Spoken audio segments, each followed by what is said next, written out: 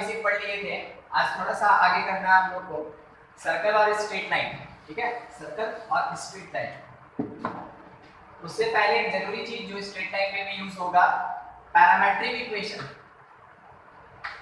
Parametric equation of straight line, sorry circle, of circle. Parametric equation of circle. तो circle का एक parametric equation होता है। देखिए, पैरामीटर कुछ रहेगा और उसके बेसिस पे सर्कल का इक्वेशन डिफाइन होगा। तो कैसा होता है, मान लीजिए जैसे मेरे पास अगर सर्कल का कार्टेशियन इक्वेशन है x square plus y square is equals to are square, it is called Cartesian equation. ठीक है, तो वैसे केस में इसका जो पैरामेट्रिक इक्वेशन होगा, पैरामेट्रिक इक्वेशन वो होगा x is equals to r cos theta और y is equals to r sin theta. ये हम लोग को लेके चलना है इसका पैरामेट्रिक इक्वेशन। तो पैरामीटर कौन है यहाँ पे, थीटा। थीटा यहाँ पे पैरामीटर। तो होता क्या है ना, पैरामीटर कौन सा टर्म होता है, तो पैरामीटर वो वेरिएबल है, पैरामीटर वो वेरिएबल है which can define another variables, जो दूसरे वेरिएबल्स को डिफाइन करता है। ध्यान रखिए, और यहाँ पे वो मेरा पैरामीटर कौन, थीटा है। यहाँ पे पैरामीटर थीटा है। देखिए, x एक वेरिएबल, y एक वेरिएबल, डिफाइन किसके टर्म में, थीटा के टर्म में। तो थीटा वो पैरामीटर या वो वेरिएबल है जो दूसरे वेरिएबल्स को डिफाइन कर रहा है। तो थीटा यहाँ पे पैरामीटर की तरह बिहेव कर रहा है, काम कर रहा है। ठीक है, आगे का चीज यूज कहाँ पे, ठीक है, पैरामेट्रिक पढ़ लिए और भी तो पढ़े हैं, यूज कहाँ। तो ध्यान रखिएगा, किसी का भी पैरामेट्रिक हो, किसी का भी पैरामेट्रिक हो, यूज करते हैं उसको हमेशा एट प्लेस वेयर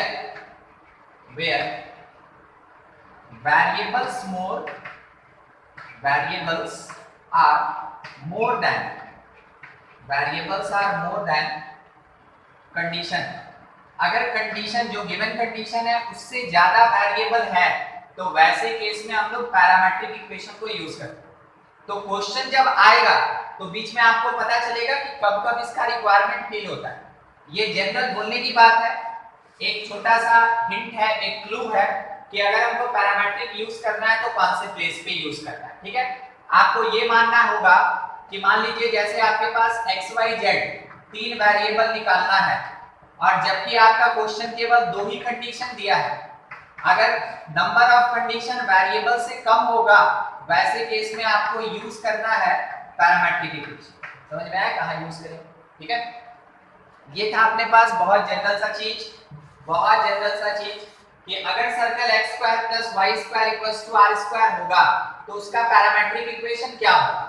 तो ध्यान रखिएगा, अगर क्वेश्चन को जरूरत है पैरामेट्रिक इक्वेशन का तो आप बोलेंगे यही पैरामेट्रिक इक्वेशन, और अगर क्वेश्चन को जरूरत है पैरामेट्रिक पॉइंट का, ठीक है, अगर क्वेश्चन को जरूरत है पैरामेट्रिक पॉइंट का तो भी आप यही बोलेंगे कि यही पैरामेट्रिक पॉइंट। तो क्वेश्चन के रिक्वायरमेंट के हिसाब से यही पैरामेट्रिक इक्वेशन है इस सर्कल का और यही पैरामेट्रिक पॉइंट है इस सर्कल। ठीक है, तो पॉइंट बोलने का मतलब क्या हो गया, ये होगा कहां पे, this lies on circumference of circle, this lies on circumference of circle. ये सर्कल के सर्कमफेरेंस पे लाई करता है, उसके ऊपर लाई करता है। ठीक है, ये वो बात। एक मिनट, थोड़ा सा और आगे, पैरामेट्रिक पॉइंट अगर खुद से डिफाइन करना हो तो क्या करें। जैसे एक बात यहाँ पे बोला गया था कि इट लाइज ऑन सर्कमफेरेंस, इसका मतलब वो इक्वेशन को सेटिस्फाई करे। पैरामेट्रिक पॉइंट आप खुद से बना सकते हैं, जैसे मान लीजिए सर्कल कोई एक इक्वेशन है x square equals to 3y, तो आप अज्यूम करेंगे y इक्वल्स टू t या x is equals to t, तो y अपने आप कितना हो जाएगा, t स्क्वायर बाई 3। ये हो गया पैरामेट्रिक इक्वेशन। समझ में आया अपने कैसे बनाते हैं। मान लीजिए अगर इक्वेशन आपके पास दिया हुआ है x square plus 4 is equals to something y 3y, तो आप इसमें x को अज्यूम कर लिए t, तो y अपने आप कितना हो जाएगा, पुट कर दीजिए x की जगह t, y अपने आप हो जाएगा t स्क्वायर प्लस 4/3। ये हो गया इसका पैरामेट्रिक इक्वेशन। ठीक है, ये तो t के फॉर्म में दिखाया है जिसको अलजेब्रिक फॉर्म कहते हैं। अब ट्रिग्नोमेट्रिकल में देखिए, आपके पास लिखा हुआ है x square by 4 minus y square by 9 that is equals to 1 ऐसा। तो आप x की जगह क्या अज्यूम करेंगे, आप x की जगह अज्यूम करेंगे 2 सेक थीटा, ठीक है, और y की जगह अज्यूम करेंगे 2 tan theta, sorry 3 tan theta. अब थोड़ा देखिए सर कैसे अज्यूम कर लिया। पहला चीज, ट्रिग्नोमेट्री में किसका स्क्वायर माइनस किसका स्क्वायर होता है, तो sec square minus tan square होता है, या cosec square minus cot square होता है। वहां से हिंट मिला कि या तो सेक tan और नहीं तो कॉसेक। ठीक है, अब हमको चाहिए यहाँ पे कोफिशिएंट 1, तो नीचे वाले को काटने के लिए ऊपर में 2 का स्क्वायर यानी 4 लाएंगे। ठीक है, तो वैसे ही नीचे में 9 है तो ऊपर में 9 लाने के लिए 3 का स्क्वायर 9 लेके आएंगे। आप इसको पुट करके देखिए ना, सब चीज क्लियर हो जाएगा। x की जगह पुट किए तो 4 sec square theta by 4 minus 9 tan square theta by 9, ये और ये कट गया, ये और ये कट गया, sec square minus tan square 1 होता है, सेटिस्फाइड। ठीक है, अगर बाई द वे ऐसा दे दिया, अब थोड़ा सोचिए तो क्या होगा, सोचिए, साइन और कॉस होगा। अब साइन और कॉस हम लोग लेके चलेंगे। ठीक है, चलिए ठीक, थोड़ा सा और प्रैक्टिस। बात वैसे सर्कल का है मगर ये हर एक जगह पे एप्लीकेबल है। आपको दिया क्या है ना, 1/x स्क्वायर और plus 1/y square that is equals to 1। अब x की जगह और y की जगह सेक और कॉसेक, बहुत बढ़िया। जब ये ऊपर था तो हम लोग कॉस और साइन ले रहे थे, जब ये डिनोमिनेटर में है तो ऐसा ही बनाना होगा, उसके लिए रेसिप्रोकल लेना होगा। तो x की जगह सेक थीटा और y की जगह हम लोग लेके चलेंगे कॉसेक थीटा।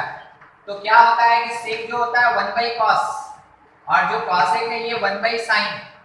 तो जब आप इसको उठा के पुट कीजिएगा इस प्लेस पे तो 1/x की जगह 1/cos स्क्वायर, तो वो cos स्क्वायर ऊपर चला जाएगा, प्लस 1/sin, तो ऊपर आया sin स्क्वायर, और sin square plus cos square कितना 1, सेटिस्फाइड। ऐसे बनाया जाता है पैरामेट्रिक इक्वेशन खुद से। ठीक है, तो वैसा ही कुछ सर्कल को सेटिस्फाई करने वाला साइन है। ठीक है, साइन है और cos, तो वो हम लोग एडजस्ट कर लिए, देखिए कैसा होगा। तो जब बात करेगा ऐसे सर्कल के पैरामेट्रिक इक्वेशन का ये लिखेंगे, पैरामेट्रिक पॉइंट का ये लिखेंगे। कहने का मतलब है कि आप एक्चुअल में दिखा रहे हैं कुछ इस तरीके का एक सर्कल, एक ऐसा सर्कल जिसके सरकमफेरेंस पे कोई पॉइंट है, जिसके सरकमफेरेंस पे कोई पॉइंट है P।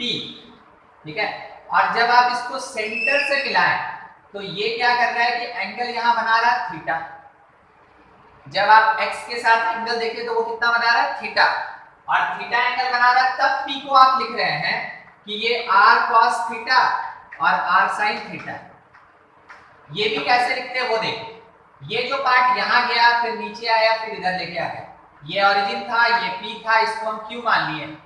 अगर हम यहाँ पे थीटा बोल रहे हैं तो सोच के, ये रेडियस r था, ठीक है, थोड़ा सोच के बोलिए sin थीटा कितना होगा,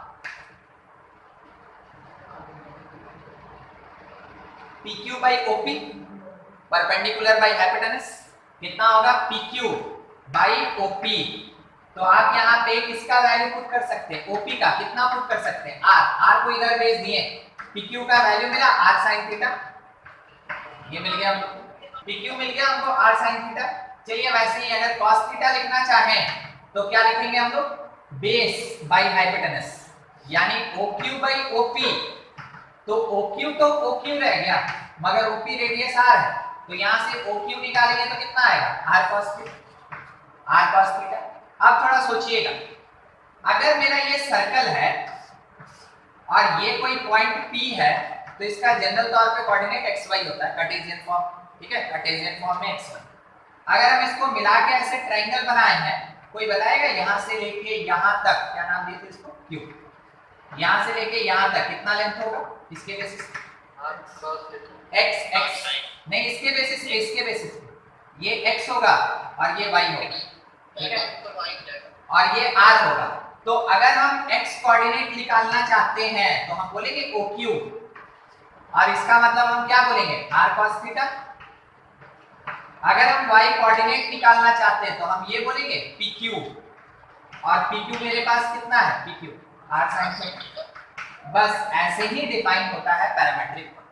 मगर आपको इतना एक्सप्लेनेशन में जाने का जरूरत नहीं है, आपको कोई भी पार्ट हम पूरा एक्सप्लेन करके इसलिए बता देते हैं ताकि आप उसको समझ सकें। यूज करने लायक इतना ही, ठीक है, जब ऐसा सर्कल हो यूज करने लायक इतना ही, मगर जब क्वेश्चन बनाने चलिएगा लगेगा यही सब कॉन्सेप्ट, ठीक है, इन्हीं सब कॉन्सेप्ट के बेसिस पे आप सॉल्व कर सकते हैं क्वेश्चन को। तो ये था मेरे पास इस टाइप के सर्कल का पैरामेट्रिक इक्वेशन। मान लीजिए अगर सर्कल मेरे पास दूसरे फॉर्म में है, कैसा है, तो x minus H whole square plus y minus K whole square equals to are square. तो कोई सोच के बताएगा पैरामेट्रिक पॉइंट या इक्वेशन x कितना? देखिए हम आपको बताते हैं, वो तो घुमाने वाला तो कुछ भी करके दे देगा एकदम से, ठीक है, घुमाने वाला कुछ भी दे देगा। आप इसको पूरा x पढ़िए तो आपका x किसके बराबर था r cos थीटा। तो इसका मतलब है कि x minus h is equals to r cos theta, x minus h is equals to r cos theta, ठीक है। तो आपसे पूछा कि x बताओ, h को उधर भेज दीजिए h plus r cos theta. Same वैसे ही y क्या लिखेंगे k plus r sin theta. तो ये हो गया इस टाइप के सर्कल के लिए parametric equation. It is the parametric equation for this type of central form of equation of circle. कोई जरूरी नहीं है, अगर आपको जनरल फॉर्म दे दिया, जैसे बोला find parametric equation of circle x square plus y square plus 2x minus 6y plus 1 equal to 0, ठीक है, वहां प्लस 1 इक्वल टू 0 लिखा है with parameter theta, with parameter theta, ठीक है। इसका कोई फॉर्मेट नहीं होता तो हम आपको जरूर बताएं, ठीक है। तो फिर क्या करें, जब भी ऐसा कोई एक इक्वेशन हो जिसका कोई पैरामेट्रिक है नहीं, उसको कन्वर्ट कीजिए जिसका पैरामेट्रिक एग्जिस्ट करता है। मतलब कि उस जनरल फॉर्म को सेंट्रल में कन्वर्ट करेंगे और उसके बाद कैलकुलेशन करेंगे, ठीक है। छोटा सा चीज है, देखते चलिए। यहाँ पे होल स्क्वायर बना रहे हैं x स्क्वायर और 2x को लेके, क्या हम x प्लस 1 का होल स्क्वायर लिख सकते हैं? याद रखिएगा 1 ऐड किए तो 1 सब्ट्रैक्ट करेंगे, जगह कम है इसलिए थोड़ा शॉर्ट करना है, ठीक है, थोड़ा शॉर्ट करना। माइनस 1 बचा है मेरे हाथ में, माइनस 1 बचा है, ध्यान रखिए। अगर y वाला लें तो y माइनस 3 का होल स्क्वायर, ठीक है। तो इसका -9 और इसका -1, -10 बचा है, -10 प्लस 1 -9 हो गया, प्लस 1 भी लिखे हैं यहाँ पे, -9 हो गया। दूसरी तरफ भेजेंगे तो 9 मतलब 3 का स्क्वायर हुआ। अब थोड़ा सोचिए, क्या वो इस फॉर्मेट में आया? अब थीटा के साथ पैरामेट्रिक फॉर्म बोलिए, क्या लिखे x इक्वल्स टू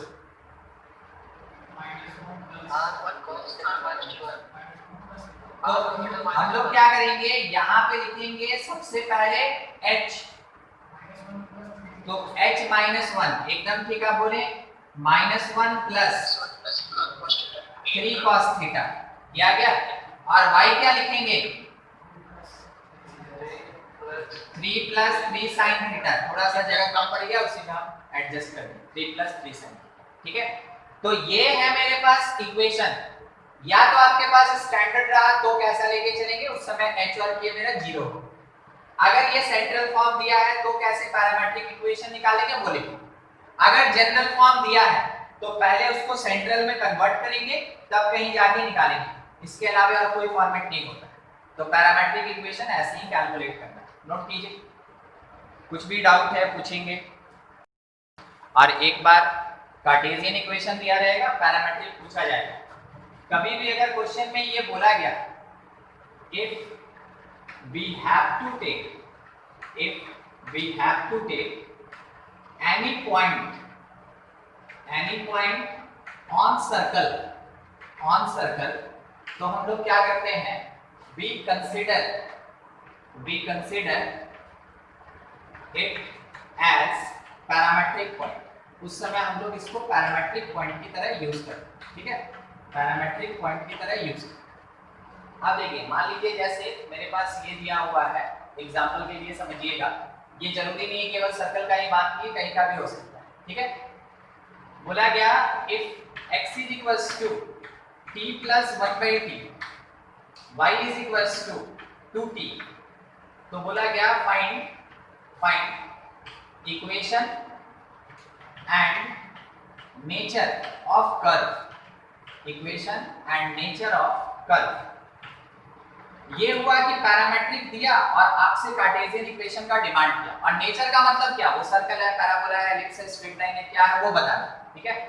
तो आपको कुछ नहीं करना, एक जगह कहीं भी जहां आपको हल्का समझ में आ रहा है वहां से t निकाल लीजिए। बनाने का तरीका ये, वहां से t निकाल लीजिए और दूसरी जगह पे इसको उठा के पुट कर दीजिए, ठीक है, दूसरी जगह पुट कर दीजिए। तो x is equals to y/2 plus 2y/, ऐसा है। अब आप इसको सॉल्व करें तो यहाँ पे जस्ट एक मल्टीप्लिकेशन है, 2y इधर आया तो 2xy that is equals to y² plus 4 ये आएगा। अब इसको एक तरफ भेज दिए तो y² minus 2xy plus 4 is equals to 0, ऐसा है। अच्छा, देख के कुछ बता सकते हैं, कुछ हिंट दे सकते हैं कौन से टाइप का निशान, ये तो इक्वेशन आ गया। अब ये कर्व है कौन सा, ये कर्व कौन सा है, कुछ भी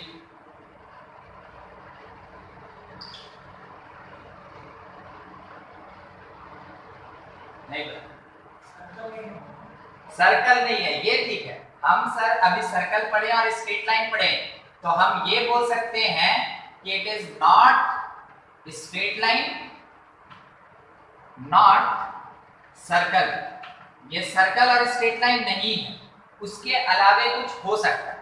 और सेकंड डिग्री है तो ऑब्वियस सी बात है पैराबोला, एलिप्स या हाइपरबोला में से कुछ होगा। तो कैसे डिसाइड करें, कोनिक डिसीजन का एक तरीका होता है, कोनिक में पढ़ाएंगे उस समय डिसाइड करना सिखाएंगे। क्या आप लोग कभी भी कोनिक के जनरल इक्वेशन से कोनिक को डिसाइड करना सीखे हैं? ऐसे डिटरमिनेंट रहता है HA, HG, HBF, GFC, जिसमें ये लिखा रहता है कि अगर h² ग्रेटर दैन AB होगा, h² लेस दैन AB होगा, h² इक्वल्स टू AB होगा। जबकि हाँ, ये पूरा कोनिक सेक्शन देखिए, हम आपको जब इतना लिख ही दिए हैं तो यही खत्म करते हैं, plus 2hxy plus 2gx plus 2fy plus c equal to 0। It is the general equation of conic, ये कोनिक का जनरल इक्वेशन। तो कोनिक में क्या क्या आएगा, पेयर ऑफ स्ट्रेट लाइन आ जाएगा, उसके साथ में हाइपरबोला आ जाएगा, उसके साथ में हाइपरबोला आ जाएगा, एलिप्स आ जाएगा, पैराबोला आ जाएगा, ये सब। मगर कब, अगर ये वाला पार्ट, दो चीज होता है, अगर ये वाला पार्ट इक्वल टू 0 तो वैसे केस में पेयर ऑफ स्ट्रेट लाइन, और अगर ये वाला पार्ट नॉट इक्वल टू 0 तो वैसे केस में proceed for circle, parabola, ellipse या फिर हाइपरबोला। समझ में आया कैसे करेंगे, ठीक है। इतना स्टेज होता है चेक करने में, मतलब इक्वेशन मिल गया। अब इसमें से हम निकाल लेंगे कि कौन क्या है।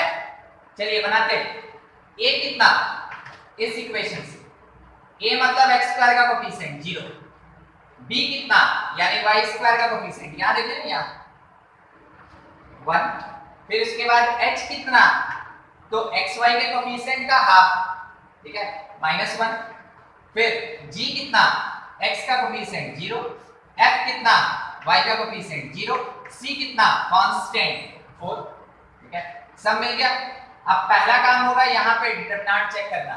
बस इस क्वेश्चन में जरूरत है, बता रहे हैं, कोनिक में फिर से बताएंगे। डिटरमिनेंट AHG 0 -1 0 0 -1 0, फिर HBF -1 1 0 -1 1 0, फिर उसके बाद GFC 0 0 4 0 0 और अगर सॉल्व करना है तो केवल इसके लिए सॉल्व करना है। तो सॉल्व करेंगे -1 का एक और माइनस +1, क्योंकि यहाँ का पोजीशन नेगेटिव होता है। इसके साथ में -4 0 माइनस, तो this part is equals to -4 means not equal to 0। कौन सी category, pair of straight line या नॉन? नॉन में आएगा, नॉन में, ठीक है। अब इसमें से डिसाइड करने के लिए ये तो h² निकाले और ab निकाले। h² कितना निकला, यहाँ है h² 1 और a इंटू b कितना आया 0। क्या बोलते हैं, h² ग्रेटर देन ab है या लेस देन या इक्वल टू? ग्रेटर देन, तो ग्रेटर देन हो गया, h² ग्रेटर देन ab हो गया।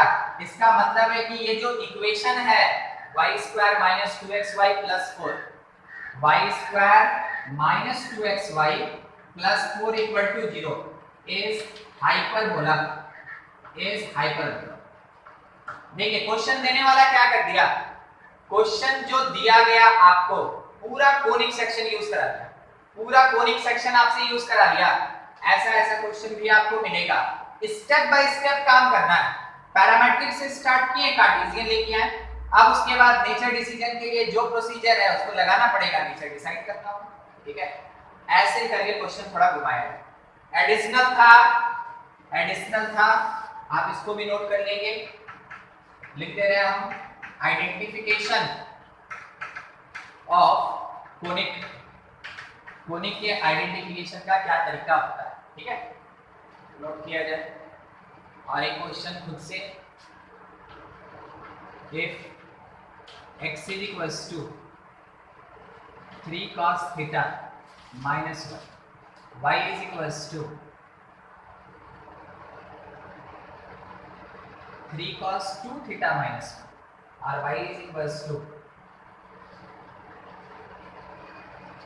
3 sin square theta, 3 sin theta cos theta plus 2, find equation and nature of, ठीक है। सेम ऐसा ही प्रोसीजर है, सॉल्व कीजिए।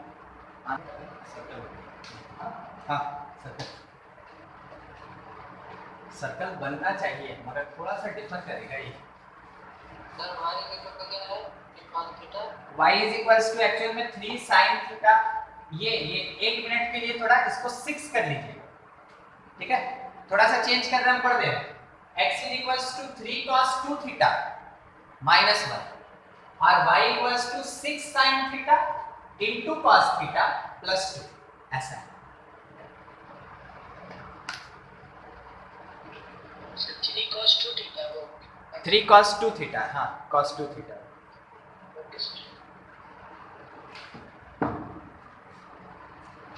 देखिए आदत ऐसा कर लेना है, खैर क्वेश्चन बनाते बनाते हो जाएगा कि आप इक्वेशन ऐसे लिखें,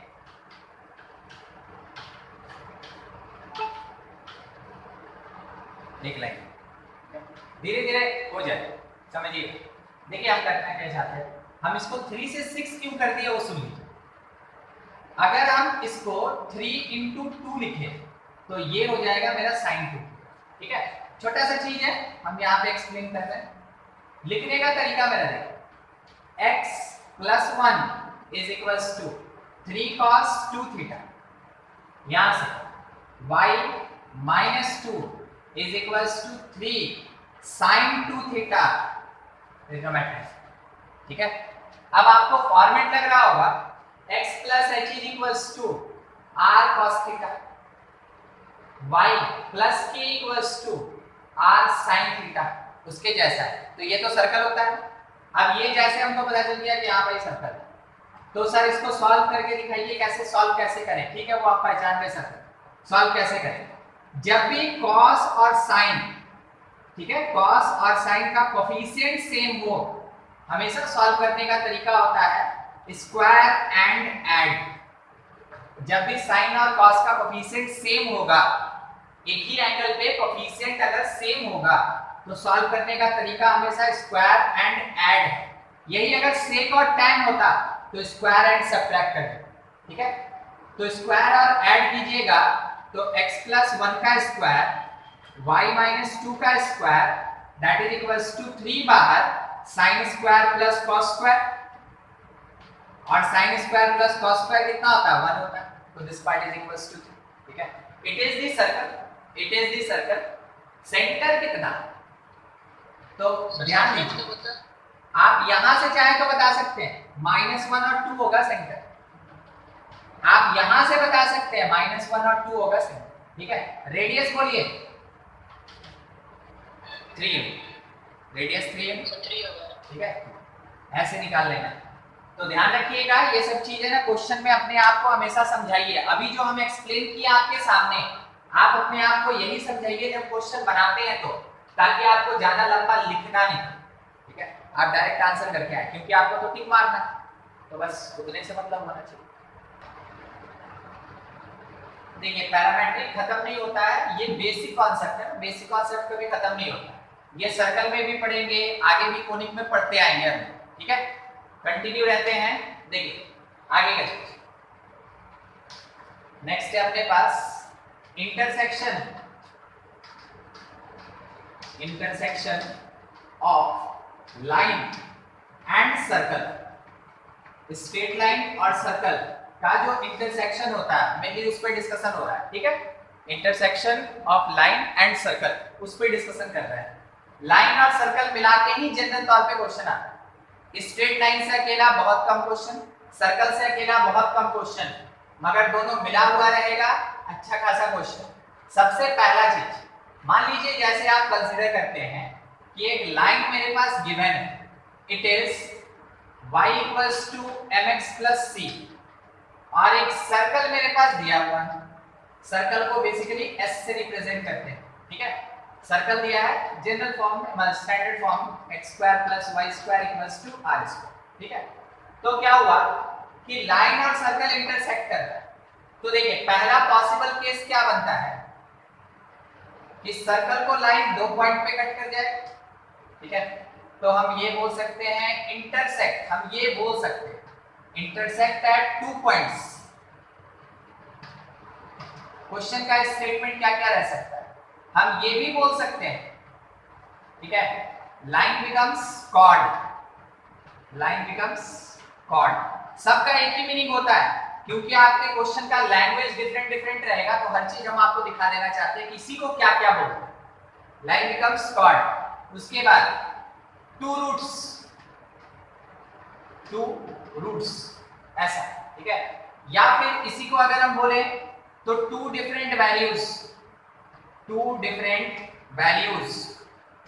ऑफ ग्रेडियंट, ठीक है। अच्छा इसको और थोड़ा मॉडिफाई करें हम, ग्रेडियंट वर्ड को हटा के और थोड़ा मॉडिफाई करें, two different values of abscissa, ठीक है, या फिर two different values of ordinate. ये सब एक ही चीज बताता है कि लाइन जो है वो सर्कल को 2 डिफरेंट पॉइंट पे कट कर रहा है। ऐसा कोई भी लैंग्वेज अगर आपके क्वेश्चन में मिल रहा है तो वो आपको एक ही बात बता रहा है कि लाइन सर्कल को 2 डिफरेंट पॉइंट पे कट कर रहा है, ठीक है। कौन कौन सा पॉइंट, ए और बी, मान लीजिए ऐसे। ये केस हुआ।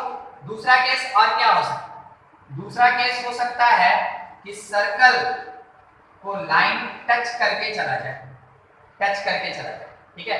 तो ये है मेरे पास लाइन और ये है मेरे पास सर्कल।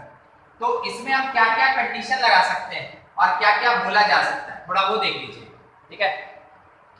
देखिए सबसे पहला चीज आप हमको यहां पे क्या बताएंगे, इसके अकॉर्डिंग स्टेटमेंट क्या होगा, टचेस एट सिंगल पॉइंट, मतलब ये अरेंजमेंट है, ठीक है। दूसरा स्टेटमेंट क्या हो सकता है इसका, इसके बेसिस पे कोई टेंजेंट, एकदम सही। कोई भी स्ट्रेट लाइन अगर 2 पॉइंट पे कट करता है कॉर्ड, अगर एक पॉइंट पे टच करता है टेंजेंट, तो आप ये बोल सकते हैं line is tangent, line is tangent. सब इसी के बारे में बता रहा है, सब इसी के बारे में बता रहा है, इसी पोजीशन के बारे में बता रहा है। रूट में क्या बोलेंगे? रूट में सिंगल या फिर आइडेंटिकल या फिर कॉमन रूट, ठीक है।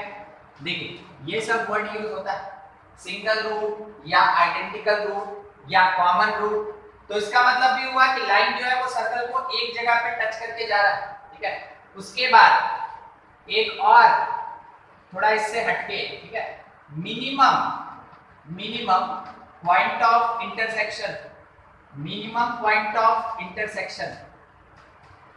तो अगर क्वेश्चन में ये भी कहीं लिखा हुआ है फ्रेज, इसका मतलब है कि वो लाइन क्या कर रहा है? टच करके जा रहा है। मिनिमम मतलब जीरो नहीं होता, मिनिमम मतलब कुछ होगा, तो कितना होगा? कम से कम एक होगा, ठीक है, कम से कम एक, तो वो टच करके जाए। अच्छा एक और बात, एक और चीज कभी कभार लिखा रहता है कि distance of centre to line equal to radius. अगर ये भी लिखा है आपके क्वेश्चन में, इसका मतलब क्या है कि लाइन जो है वो सर्कल को टच करके जाए, ठीक है। तो इतना सारा चीज है डिफरेंट, या तो ये या फिर ये या फिर ये या ये या कुछ भी अगर आपके क्वेश्चन में मेंशन है, मतलब लाइन जो है वो सर्कल को टच करके जाए। अगर स्टूडेंट लैंग्वेज समझ जाए ना कि क्या दिया है, तो बनाना उसके लिए लगभग 50% हल्का हो जाता है। अब केवल कॉन्सेप्ट लगाना बाकी रह जाता है, ठीक है। इसलिए आइडेंटिफिकेशन पे विशेष ध्यान रखिएगा। चलिए ये आया थर्ड क्या है कि सर्कल तो है, लाइन भी है, मगर दोनों के बीच कोई रिलेशन नहीं, यानी नाइदर टच नॉर इंटरसेक्टिंग, ऐसा नाइदर टच नॉर इंटरसेक्टिंग। तो सोच के क्वेश्चन का लैंग्वेज क्या होगा? पहला तो है no relation between line and tangent, line and circle, सबसे पहले। दूसरा है कि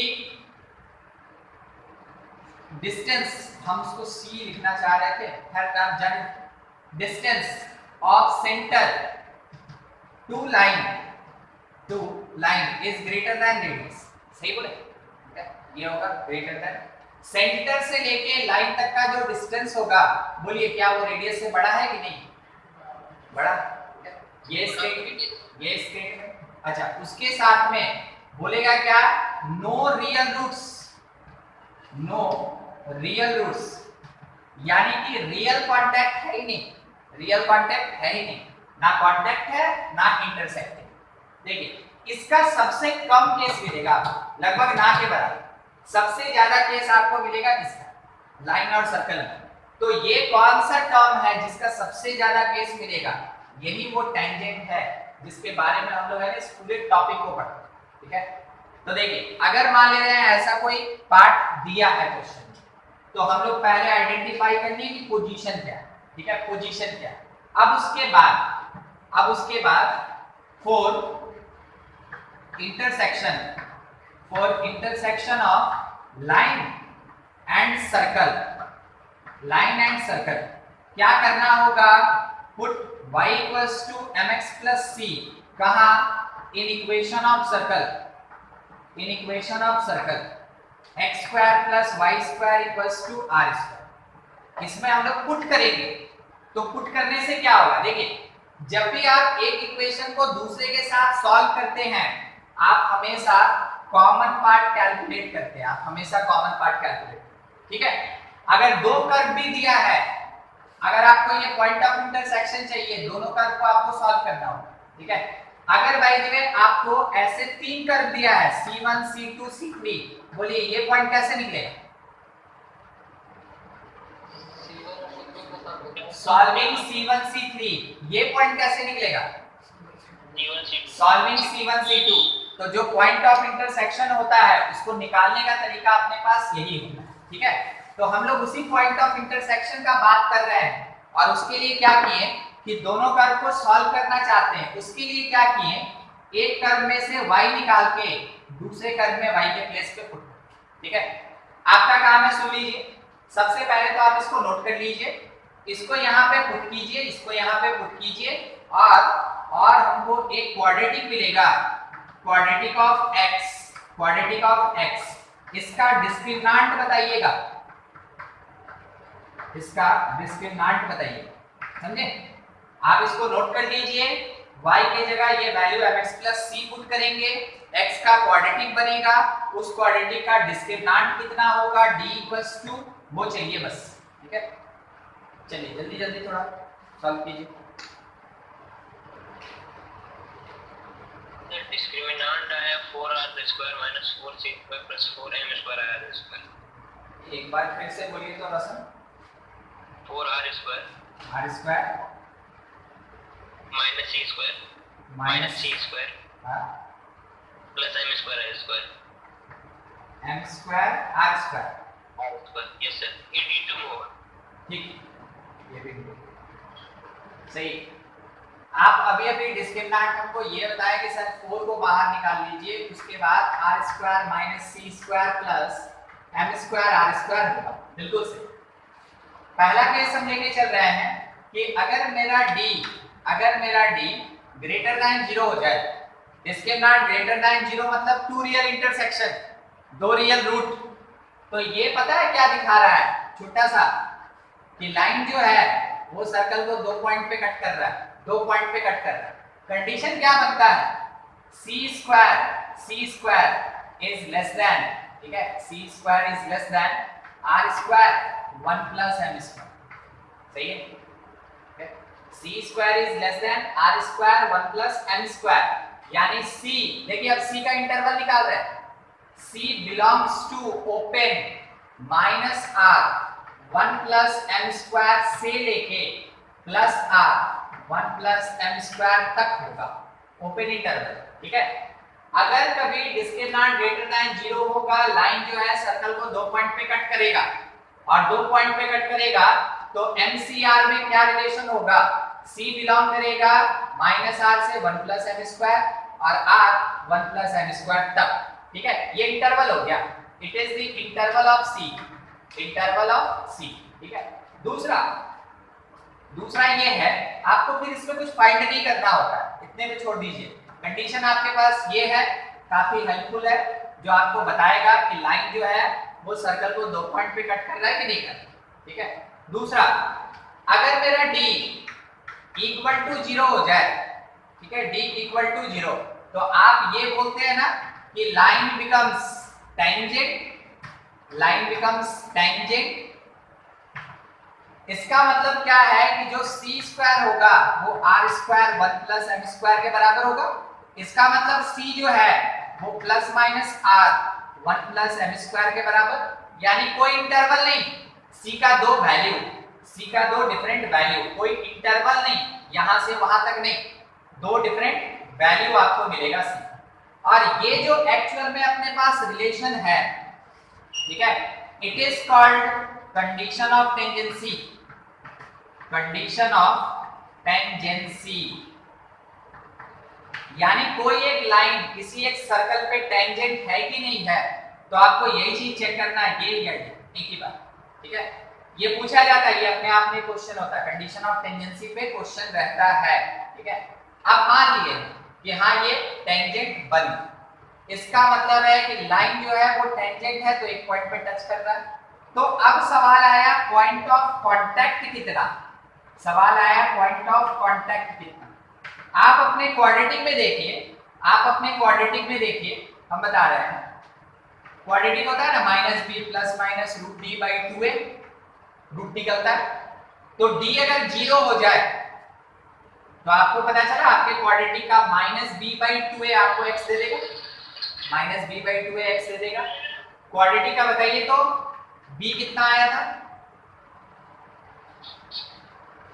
है रोशन क्वाड्रेटिक निकाले थे ना रोशन? Yes sir. हाँ B कितना MC था? b कितना आ रहा है 2mc 2MC ठीक b आ रहा है 2mc तो -2mc और a कितना था 1 + m²। 1 + m²। ये और ये कट गया तो देखिए पॉइंट ऑफ कांटेक्ट का x कोऑर्डिनेट मिला -mc by 1 + m²। तो y कोऑर्डिनेट कितना होगा y = mx + c में आप चाहे तो पुट करके निकाल सकते हैं, ठीक है। सबसे आसान यही पे होता है। तो y = m के साथ मल्टीप्लाइड -mc तो m² और इसके साथ -c और डिवीजन में 1 + m² प्लस c तो c के जगह पे आप कितना पुट कर सकते हैं r रूट अंडर होगा ना, ये छूट गया ये रूट होगा देख के ध्यान से, ठीक ना, ये रूट होना चाहिए r रूट अंडर 1 + m²। तो आप यहाँ पे क्या लिख सकते हैं कि c के जगह r रूट अंडर 1 + m²। अब जब आप इसको सॉल्व करेंगे तो ये भी c है, इसके जगह पे भी आपको वैल्यू पुट करना होगा तो हम c के फॉर्म में ही छोड़ देते हैं इसको, क्यों कॉम्प्लिकेटेड करेंगे, ठीक है, क्यों कॉम्प्लिकेटेड करेंगे। ये c तो देखिए एलसीएम जब लेंगे cm² - cm² कट गया, बच गया एक c by 1 + m²। तो हम यहाँ क्या लिख सकते हैं x कोऑर्डिनेट तो मिला, y कोऑर्डिनेट आएगा c by 1 + m²। तो ये हुआ मेरे पास पॉइंट ऑफ कांटेक्ट, ये है पॉइंट ऑफ कांटेक्ट। जब भी एक स्ट्रेट लाइन सर्कल को टच करेगा तो पॉइंट ऑफ कांटेक्ट इतना होगा। बहुत कम क्वेश्चन में पॉइंट ऑफ कांटेक्ट पूछता है, मगर कंडीशन ऑफ टेंजेंसी पे बहुत क्वेश्चन है, ध्यान रखिए, ठीक है। अब इतना है, इसके साथ में नेक्स्ट थर्ड, जबकि डिस्क्रिमिनेंट में ना लेस देन 0 हो जाए तो डिस्क्रिमिनेंट लेस देन 0 हो गया मतलब नाइदर टच नॉर इंटरसेक्टिंग, ना तो टच करेगा ना ही इंटरसेक्ट करेगा, ठीक है। वैसे केस में आप बोल सकते हैं कि c² is greater then r² 1 + m², बस यही बता लिखिए d1, ठीक है। तो यहां से c is greater than ± r root under 1 + m², ये आएगा। जब फर्स्ट कंडीशन में देखिए ना उसमें यही ना, हम घूम के गए, ठीक है। ये लिखने में मिस्टेक हो गया था, यहाँ भी स्क्वायर रूट होगा, तो c is greater than ± r root under m²। कोई बताएगा इंटरवल ऑफ c?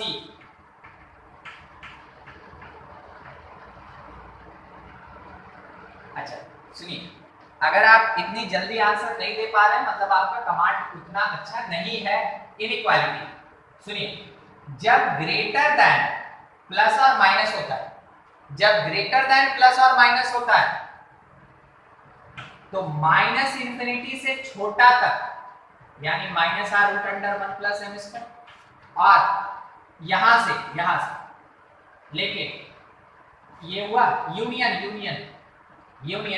बड़े वाले से यानी प्लस वाले, लेकिन इंफिनिटी तक होता है जब ग्रेटर रहेगा तब, और जब लेस होता है तो छोटे वाले से लेके बड़े वाले तक का होता है इनइक्वालिटी में। याद रखने का तरीका है ना, बुक का लैंग्वेज जो है सो है, हमको बुक का लैंग्वेज थोड़ी लिखना है, हमको याद रखना है। तो जब छोटा होगा लेस देन होगा तो छोटे से बड़े तक, जब बड़ा होगा प्लस माइनस से तो -∞ से छोटा यूनियन बड़े से लेके इंफिनिटी, मतलब बड़े से बड़ा और छोटे से छोटा। ये पता है कैसा अपीयरेंस देता है, ये ऐसा छोटे से छोटा बड़े से बड़ा ऐसा अपीयरेंस देता है, ठीक है। ये कब का केस है? ग्रेटर का केस है। और ये छोटे से लेके बड़ा तक ये कब का केस है? ये लेस का केस, ठीक है। ऐसे याद रखिएगा, इनइक्वालिटी बेसिक मैथमेटिक्स है, हर जगह यूज में आता है। तो ये इंटरवल हम लोग को मिल गया किसके लिए? जबकि एक स्ट्रेट लाइन ना तो टच कर रहा है और ना ही इंटरसेक्ट कर रहा है, तब के तो आगे कोई कैलकुलेशन भी नहीं करना, बस ये यहीं पे खत्म हो। अब देखिए इसी में थोड़ा extended form, equation of tangent पे बात करते हैं, इक्वेशन ऑफ टेंजेंट पे बात करते हैं। हम आपको बोले कि टेंजेंट जो है वो काफी ज्यादा इंपॉर्टेंट होता है, तो इक्वेशन ऑफ टेंजेंट बहुत वैरायटी में होता है। जैसे इक्वेशन ऑफ सर्कल का डिफरेंट फॉर्म होता है, वैसे इक्वेशन ऑफ टेंजेंट का भी डिफरेंट फॉर्म होता है। उसमें सबसे पहला है स्लोप फॉर्म। तो स्लोप फॉर्म कहने का मतलब है कि हमको लाइन से केवल स्लोप चाहिए, तो क्या नहीं चाहिए? आपको याद होगा लाइन का इक्वेशन y = mx + c, तो लाइन से केवल स्लोप चाहिए यानी c नहीं चाहिए। तो c नहीं चाहिए तो क्या पुट करेंगे? ±r√1 + m²। बस इतना ही काम करना है। सोच के देखिए, यही लाइन टेंजेंट बना है, तो टेंजेंट का इक्वेशन इस लाइन के जैसा ही होगा, तो स्लोप फॉर्म में लिखेंगे y = mx और c के जगह प्लस माइनस जो c का वैल्यू है r√1 + m²। ये है, ठीक है। ये चीज हम लोग को अप्लाई करना है स्लोप फॉर्म में इक्वेशन ऑफ टेंजेंट, ठीक है। चलिए यहीं तक। अभी दूसरे पार्ट पे अभी डिस्कशन नहीं करेंगे, इस पे भी अच्छा खासा डिस्कशन है, नोट कीजिए यहाँ पे। थोड़ा सा जगह है तो हम आपके प्रैक्टिस के लिए क्वेश्चन लिख दे रहे हैं, छोटा सा हो जाएगा तो इसको ट्राई कीजिएगा, ठीक है। Find lambda if 2y + x is equals to -1 touches circle x² + y² = 4 at a point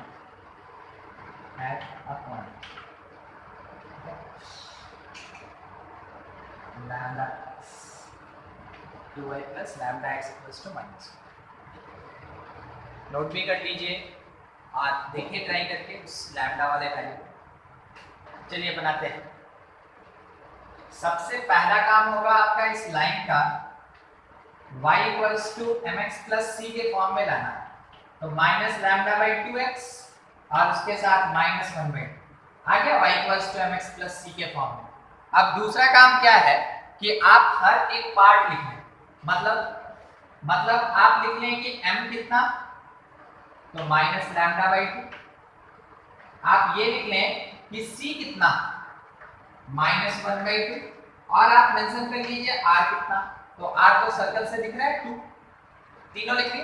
अब बोला है कि ये क्या कर रहा है, टच कर रहा है, तो टच कर रहा है मतलब कौन सा केस लगेगा, d = 0 या ग्रेटर देन इक्वल टू 0 में कौन सा कंडीशन है, ये कंडीशन है मेरे पास, ये क्या, ये एक ही बात, ठीक है। तो c² = r² 1 + m² इसको लगाएंगे, तो c² यानी 1/4 = r² यानी 4 1 + m² λ²/4। ये इधर आया यानी 1/16 -1, यानी आप ये बोल सकते हैं कि लैम्डा इमेजिनरी हो रहा है। देखिए ना, λ² का वैल्यू नेगेटिव हो रहा है, तो लैम्डा मेरे पास इमेजिनरी। अगर इमेजिनरी आया इसका मतलब क्या हुआ, इसका मतलब ये हुआ कि for any value of lambda this line never touches this circle. आपके पास आंसर अगर कैलकुलेशन के साथ आता है तो भी ठीक, नहीं आता है तो भी आपको आंसर देने के लिए तैयार रहना है कि क्या आंसर हो सकता है। लैम्डा इमेजिनरी इसका मतलब क्या है, ये लाइन एग्जिस्ट नहीं करेगी, तो लाइन है तो एग्जिस्ट क्यों नहीं करेगा, बिल्कुल करेगा, मगर वो कभी इसको टच नहीं करेगा, समझ में आया बात, ठीक है। तो अपने पास बस ये कंडीशन ऑफ टेंजेंसी इसीलिए आपको बताया गया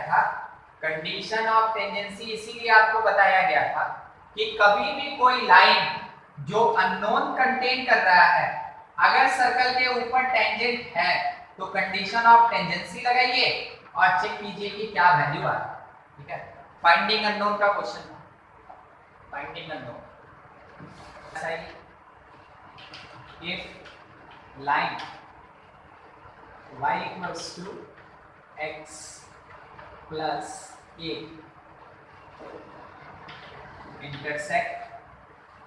intersect circle x² + y² = 9 at maximum point, find a। मतलब a का वैल्यू निकल रहा है तो फाइंड करेंगे, और नहीं तो अगर ए का इंटरवल निकल रहा है तो इंटरवल फाइंड करेंगे। इसका क्या मतलब है? इंटरसेक्ट है, हाँ दो, इसका मतलब ये होगा, ये होगा, क्योंकि लाइन सर्कल को मैक्सिमम दो ही जगह पे कट कर सकते हैं, ठीक है। इसका मतलब है कि डी जो है ग्रेटर देन 0 वाला जो रिलेशन बताए थे, C square less than R square 1 plus M square, ये लगाना है यहाँ। लाइन से निकालिए एम और सी क्या है, सर्कल से निकालिए आर क्या है, पुट कीजिए और सी का वैल्यू, ठीक है। सॉल्व करके आंसर दीजिए, इंटरवल चाहिए, इंटरवल।